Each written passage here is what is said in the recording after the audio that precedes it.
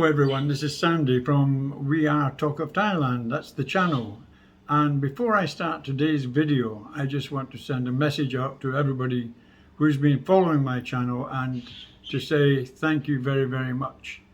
For the last couple of days, my number of subscribers has been sitting at 999, just one short of the magic 1,000 subscribers. And about an hour ago, when I went online and I had a look at my channel, I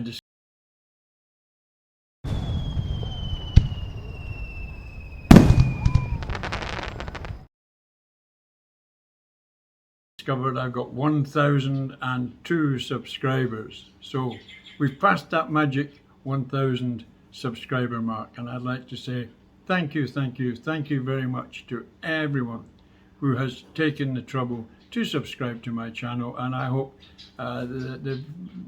somewhere along the time that we've been making these videos that they've got some enjoyment or some information out of it that's been helpful to them. So once again, thank you very, very much.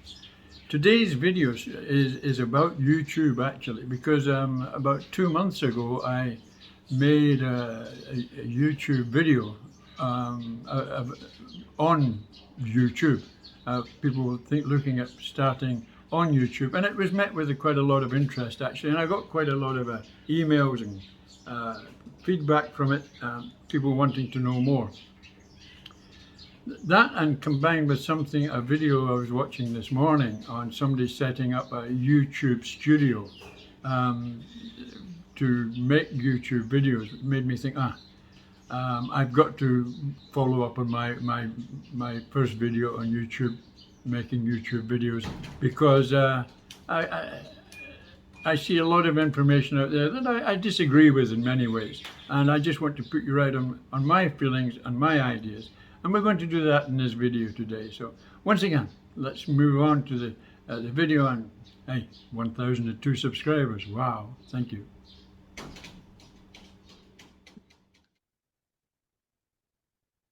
So this video about YouTube and how to make YouTube videos is quite coincidental actually, that when I started making YouTube videos, maybe about, I don't know, maybe 4 or 5 years ago, something like that, I set out and I didn't have really much idea, except that I knew that I'd made video productions in the past, making wedding videos, etc., many years ago in Scotland. And I thought, okay, I enjoyed making videos then, and retiring here to Thailand, I wanted to do something that would keep me interested. And I thought, okay, making YouTube videos might be a good idea. So I set out to make YouTube videos, and the only real equipment I had at that time was my little Sony Handycam that I'd bought just before I retired. Very nice camera, makes very good videos. The only problem is it's got no stabilization. It's and very similar to my hands, they've got very poor stabilization. So when I went out filming, then I looked at the video afterwards, then it was an unstabilized version of my efforts with the shaky videos, etc. And I thought, okay, then I'm not going to be able to use that to make my videos outside when I'm on the move. So I realized that I'd have to get one of these action cameras, and I bought a GoPro 8, and I consequently bought another one of them, and I now have 2 of them that I use when I'm filming outdoors, which is not too regularly at the moment.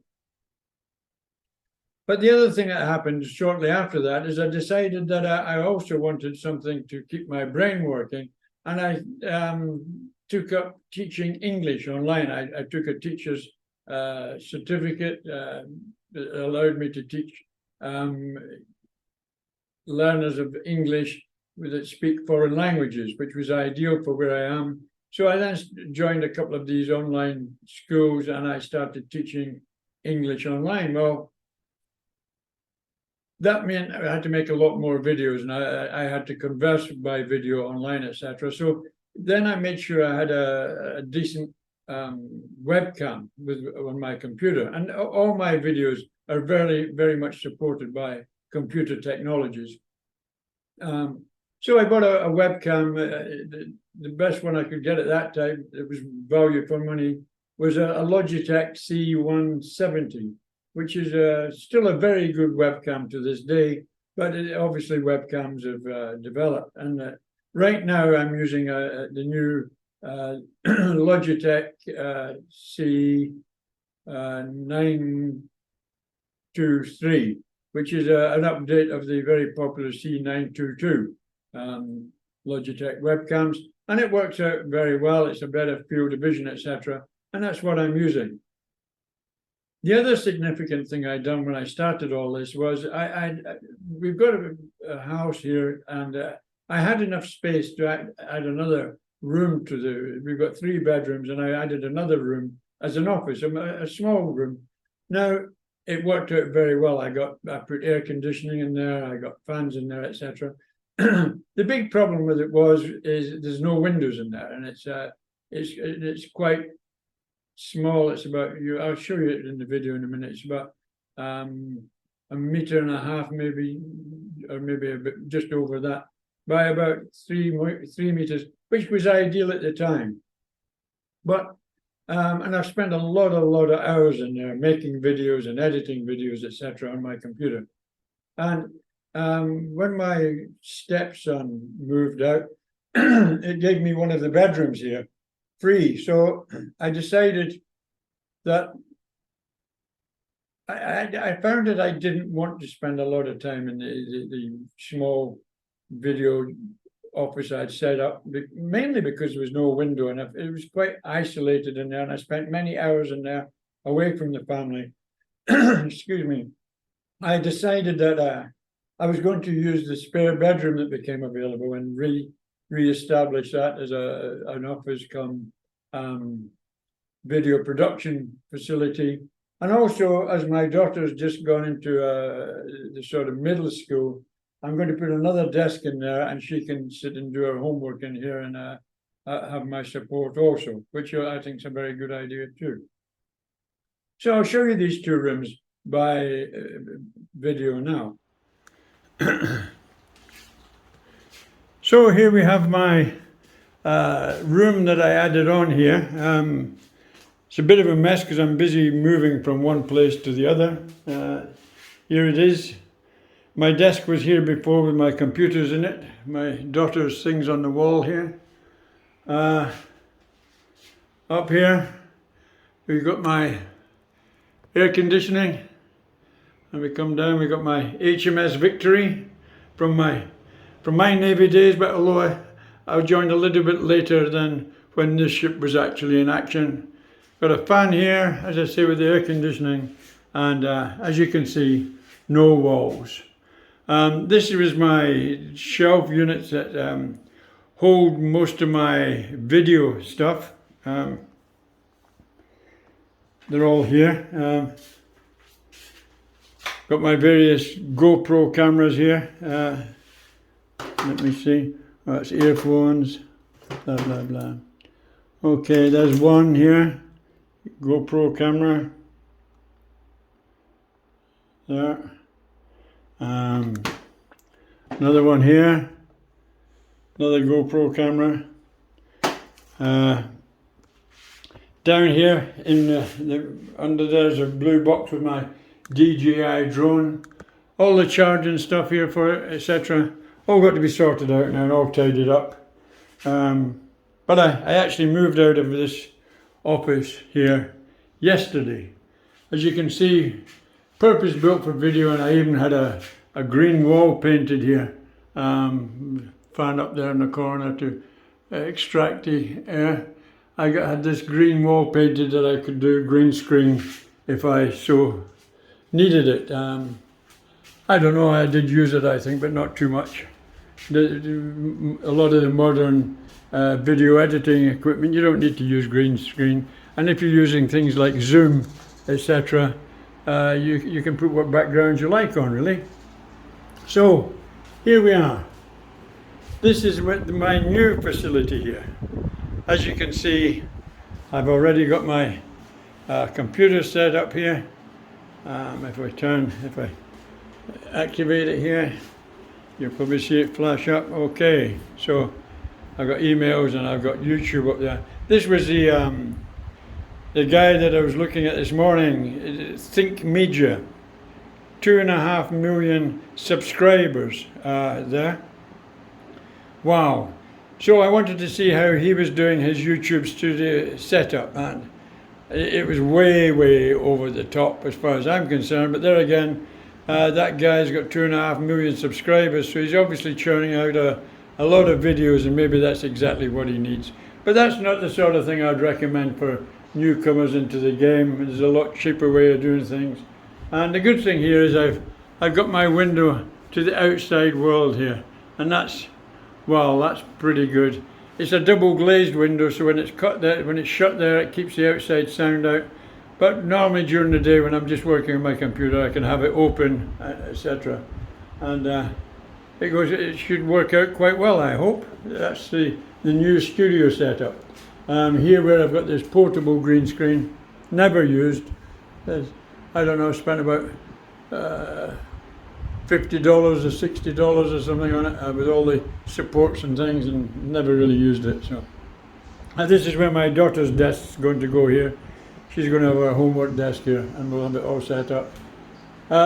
When you're setting it up, one of the things to consider about is PowerPoints. So before I brought my desk in here, I installed a couple of PowerPoints, because with a computer setup like this, you do use a lot of ancillary stuff that needs power. And before, when it was in the other room, I had cables running everywhere to try and support it. But now I've put a unit over there, and I put a unit here that gives me all the power that I need for my computer setup here. And as I say, most of my videos are done on the computers. They're edited on the computers. I've got the various softwares, etc. I use Zoom a lot to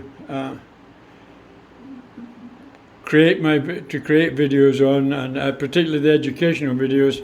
And there's my new C923 webcam on top of the screen there. So that is the current setup for my production. So we'll come back to talking about this shortly, and let's move on from here. So as I say, when I'm recording in my office here, I could be doing some subjects for YouTube itself, but most of the time when I'm recording this, I'm doing education videos, or I'm talking directly online with students, etc. The good thing about Zoom is that you've got a whole host of backgrounds that you can use.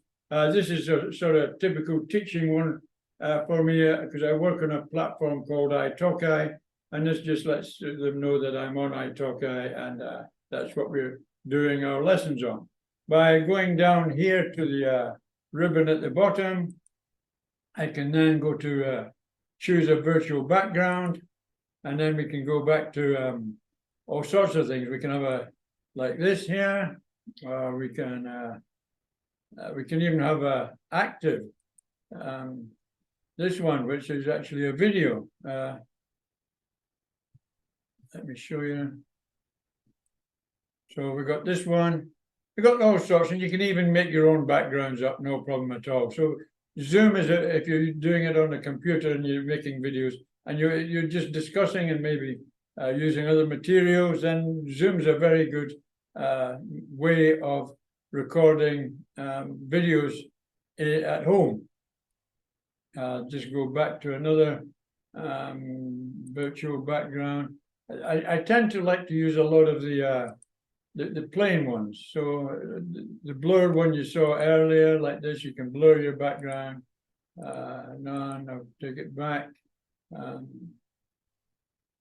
This is a very popular one I use, quite plain, and I can put up various things at the side of me, PowerPoint exhibitions, etc. If I move across, I can have the PowerPoint, and I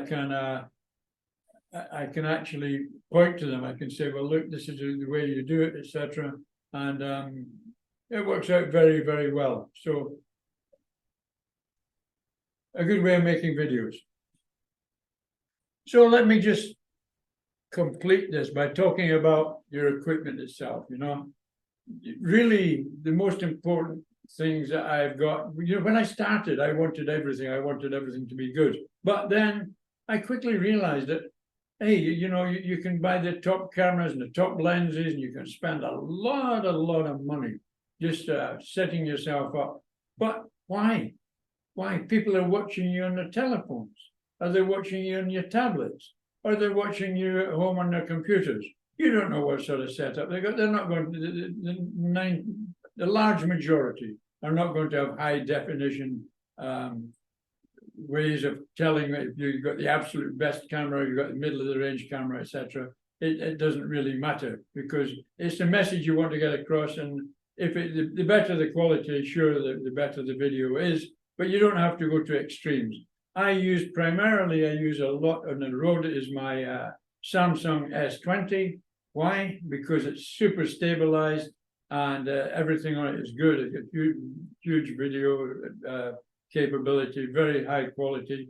If I had the money and the opportunity, I had to upgrade, I would probably just upgrade to the new Samsung S23. If you're an iPhone lover, the new iPhone 14, yeah, equally as good.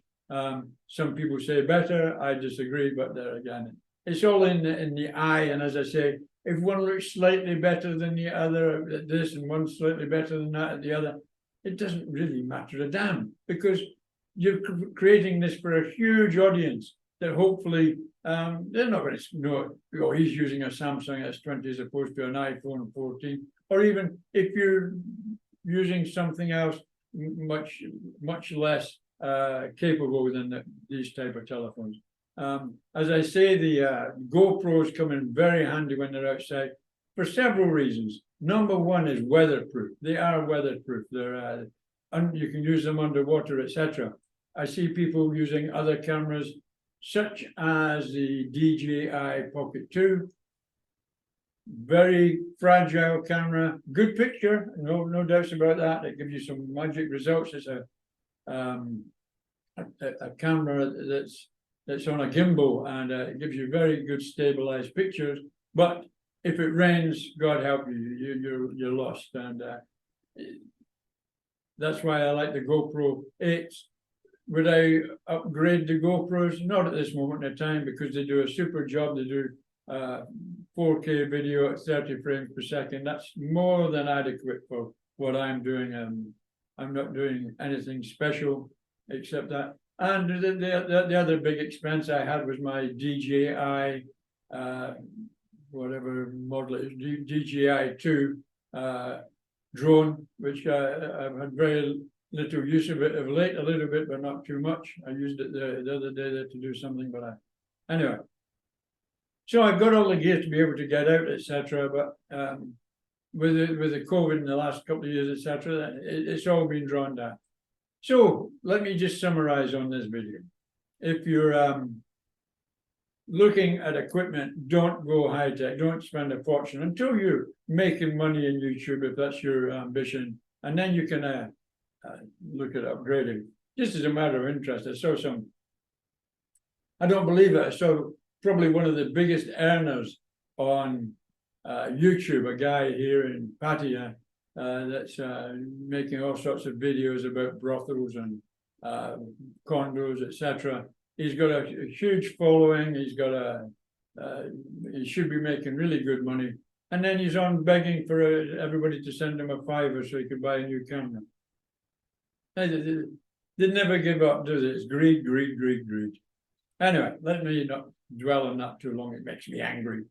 But thank you for watching again. Once again, over the moon today. 1,002 subscribers. Thank you very much. Take care. Bye.